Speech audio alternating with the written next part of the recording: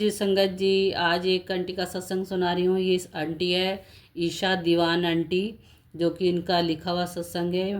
मैं वो आप सबके साथ पढ़ के शेयर करती हूँ, आप सबको सुनाती हूँ। आंटी जी कहती हैं, जय गुरु जी की सभी प्यारी संगत को जय गुरु जी। मैं अपना एक सत्संग शेयर करना चाहूँगी जो कि मेरी मदर के लिए है। संगत जी, मैं मैरिड हूँ और मैं मालवीय नगर रहती हूँ और मेरी मम्मा और मेरी सिस्टर मेरी फैमिली में जो कि विकासपुरी रहते हैं। मेरे फादर की कोविड में 3 साल पहले डेथ हो गई थी। संगत जी, कुछ दिन पहले मैं गुरुजी को तिलक कर रही थी और मुझे गुरुजी के स्वरूप में से येलो चोले वाला स्वरूप है, उसमें से ऐसी आवाज़ आती है कि अपनी मम्मी के टेस्ट करा ले। मैं एकदम से बहुत घबरा गई। मुझे लगा शायद ये मेरी नेगेटिविटी इंट्यूशन है, कुछ है मुझे नहीं समझ आया। मैंने अपनी मम्मा को वीडियो कॉल किया और थोड़ा सा मैं जानना चाहती थी कि ऐसा कुछ प्रॉब्लम तो नहीं है या मेरे मन का वहम है। थोड़ा मम्मी से पूछने के बाद मुझे मम्मी ने बोला कि बेटा, मुझे मेरी तबीयत ठीक नहीं लग रही है, मुझे ब्लीडिंग हो रही है। 3-4 दिनों से मोनोपोज के बाद मम्मा को दोबारा ब्लीडिंग शुरू हो गई। मैं बहुत ज़्यादा घबरा गई।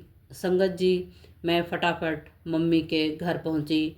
वहां से मैंने मम्मी को पिकअप किया और हम लेडीज डॉक्टर के पास पहुंचे। लेडीज़ डॉक्टर ने जा जाने के बाद उन्होंने बोला कि बिल्कुल भी नॉर्मल नहीं है मोनोपोज के बाद ब्लीडिंग होना, but for you make sure मैं कुछ अल्ट्रासाउंड करना चाहूँगी।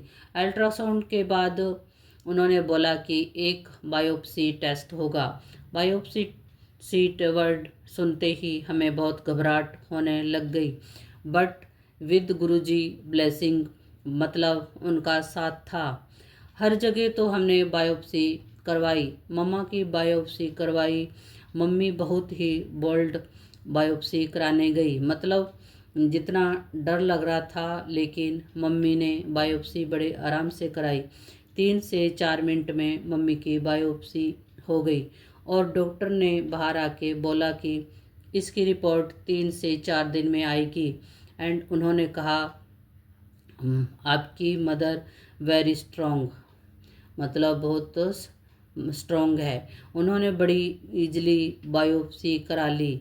बट संगत जी, मुझे पता था कि मम्मी के साथ गुरुजी थे और हमारे प्रेयर्स गुरुजी थे, इसीलिए उन्होंने ये बहुत ही इजी कर दिया। 3-4 दिन बाद रिपोर्ट्स आनी थी।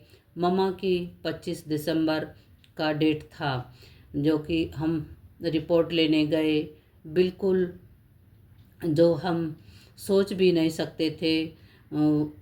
वहाँ हम वहाँ गए, बीपी वगैरह चेक किया, सब नॉर्मल था। हॉस्पिटल में रिपोर्ट में आया कि मम्मी को फर्स्ट स्टेज का कैंसर है। आप सोच नहीं सकते हैं, हमारे पैरों से ज़मीन निकल गई।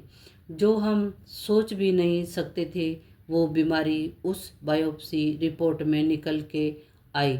डॉक्टर ने बोला, आपको किसी बड़े हॉस्पिटल में ट्राई अ, करना पड़ेगा।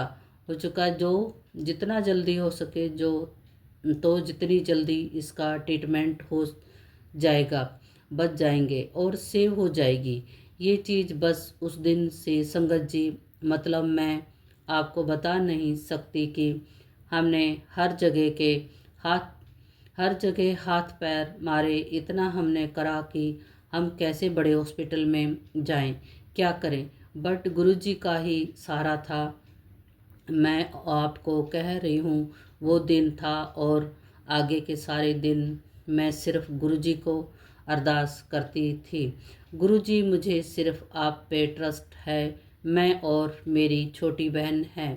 फैमिली में बहुत सारे हमारे लोग हैं और हम और सब हमसे बेहद प्यार करते हैं, बट स्टिल्स मुझे गुरुजी का आसरा ही चाहिए था कि आपने जो करना है, मेरी मम्मी को इस चीज़ से आप बाहर निकालो। संगत जी, मतलब मैं आपको बता नहीं सकती, जिस हॉस्पिटल में पैर रखना इजी नहीं था, गुरुजी ने मेरी मम्मी का एडमिशन एम्स हॉस्पिटल में करा दिया। एम्स हॉस्पिटल में मम्मी के टेस्ट शुरू हो गए। ऑपरेशन की डेट हमें मिली 1.5 महीने बाद की। हमने बहुत रिक्वेस्ट किया कि हमें कोई की पहले की डेट दीजिए, लेकिन वहाँ पर ऐसे इजीली डेट नहीं मिलती। और वहाँ पे जितने भी लोग हमारे साथ बैठे थे, वो हमें कह रहे थे कि इतना आसान नहीं है एम्स में ऑपरेशन डेट मिलना। आपको जब भी डेट मिल रही है आप ले लीजिए। इस टाइम फ़िलहाल ये है कि आपको बेड मिल जाए। वहाँ पे संगत जी एक दिन, मतलब हम वेट कर रहे थे 1 महीने के बाद ऑपरेशन की डेट आ गई। तो ऑपरेशन करवाने के दिन में बंगला साहिब, एक दिन मैं बंगला साहिब गुरुद्वारे जा रही थी। रात को 9:30 बजे कि मुझे एक अनजान नंबर से कॉल आता है। तो मुझे कॉल आया, वो बोलते हैं आप पूनम कौशर के साथ बोल रहे हैं। मैंने कहा जी, मैं उनकी डॉटर बोल रही हूँ। और मुझे बोलते हैं हम एम्स हॉस्पिटल से बोल रहे हैं, हमारा बेड कल के लिए अवेलेबल है, कल के लिए खाली है। अगर आप एडमिट होना चाहें तो आप हो जाएं, हम आपके परसों सर्जरी कर देंगे। अभी मम्मी की जो ऑपरेशन है वो 20 दिन बाद होना था। और वहाँ से मुझे 15 दिन पहले फ़ोन आ गया कि आप प्लीज़ कल आके एडमिट हो जाएं, हम आपको ऑपरेशन कर देंगे। मतलब संगत जी, गुरुजी के अलावा कोई और नहीं कर सकता था, क्योंकि गुरुजी को पता था कि इन बच्चों ने मेरा आसरा मेरे पे छोड़ा हुआ है और कई हाथ पैर नहीं मारे थे। सिर्फ गुरुजी को अरदास किया हुआ था हम। और सुबह सुबह एम्स पहुँचे, वहाँ पे जाके मम्मी का एडमिशन हो गया, हमें बेड मिल गया। जहाँ पर मतलब इतने 6 रूम थे, वहाँ पे हमें 2 क्विंसिन्स वाला बेड मिला कि सिर्फ 2 शेयरिंग रूम था, वहाँ पे मिल गया हमें रूम। ठीक है। और वहाँ पर आए लोग हमसे पूछ रहे थे कि आपको कितने टाइम हो गए हैं एम्स में आते हो। तो हमने बोला हमने तो अभी 15-20 दिन पहले टेस्ट कराए हैं और आज हमें फ़ोन आया है कि ऑपरेशन करवा लो।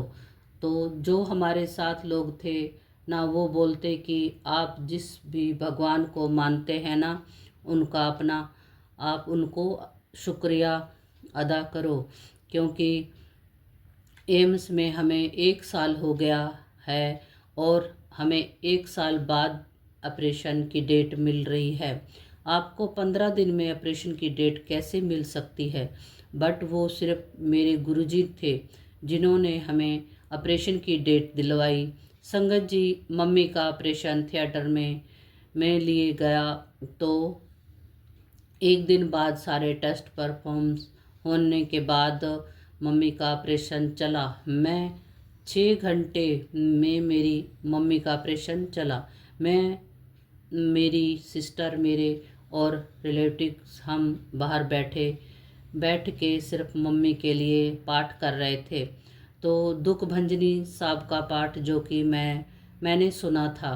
प्रीति दिस जो कि एक फेमस मेकअप आर्टिस्ट है, उनका उनके सत्संग में मैंने सुना था कि उनकी मॉम की तबीयत ख़राब थी, तो उन्होंने दुख भंजनी साहब का पाठ किया बहुत ज़्यादा, जिससे कि उनकी बहुत मम्मी को फ़र्क दिखा और उनकी मम्मा जल्दी रिकवर हो गई। मेरी मम्मा ऑपरेशन थिएटर में थी, 6.5 घंटे की सर्जरी थी। मैंने दुख भंजनी साहब का पाठ किया और मेरे सभी रिश्तेदार ने मतलब हमने हर तरह से प्रेयर करी। 6.5 घंटे बाद मेरी मम्मा का ऑपरेशन हुआ। मम्मी को मैं रूम में रखा गया। अगले दिन तक उसके थोड़े अगले दिन तक मम्मी को एनेस्थीसिया के बाद होश आने लगा। धीरे धीरे मम्मा की रिकवरी हुई। और मतलब मैं बोलना चाहूँगी संगत जी, तो बहुत ही मुश्किल टाइम था, लेकिन गुरुजी साथ थे ना, तो हमें वो टाइम पता नहीं लगा कि कैसे निकल गया। मतलब शायद ऐसी टेस्ट में जहाँ आपके फादर भी नहीं हैं और आपकी मम्मा को ऐसी बीमारी हो जहाँ जो बंदा बिल्कुल ही हार मान लेगा लाइफ में। लेकिन मैं आपको बोल सकती हूँ संगत जी, गुरुजी थे तो हमारा ये टाइम निकल गया। और गुरुजी ना बहुत मतलब बहुत ही 10% में आपका वो कष्ट काट देते हैं। हमें ये संगत जी, हमें ये सत्संग छोटे छोटे ज़रूर शेयर करने चाहिए, क्योंकि हमें नहीं पता कि किसको हमारे सत्संग की ज़रूरत होती है। और गुरुजी ने ना एम्स में सारा प्रोफेसर ऐसे ऐसे से बंदे, ऐसे ऐसे डॉक्टर्स हमारे साथ जो थे, जो बहुत ही मतलब फैमिली नेचर वाले, फैमिली की तरह हमें ट्रीटमेंट कर रहे थे, जो हमारी मदद कर रहे थे। संगत जी, सही बात है, गुरु जी पे ही हमें ट्रस्ट करना चाहिए। गुरु जी को पूरी तरह सरेंडर कर दो तो गुरु जी अपने आप सारे रास्ते बनाते चले जाते तो, और अपने संगत का हाथ पकड़ के रखते हैं। जय गुरु जी, शुक्राना गुरु जी। संगत जी, सत्संग पढ़ने में शेयर करने में कोई गलती होगी तो गुरु जी माफ़ करें। जय गुरु जी, शुक्राना गुरु जी।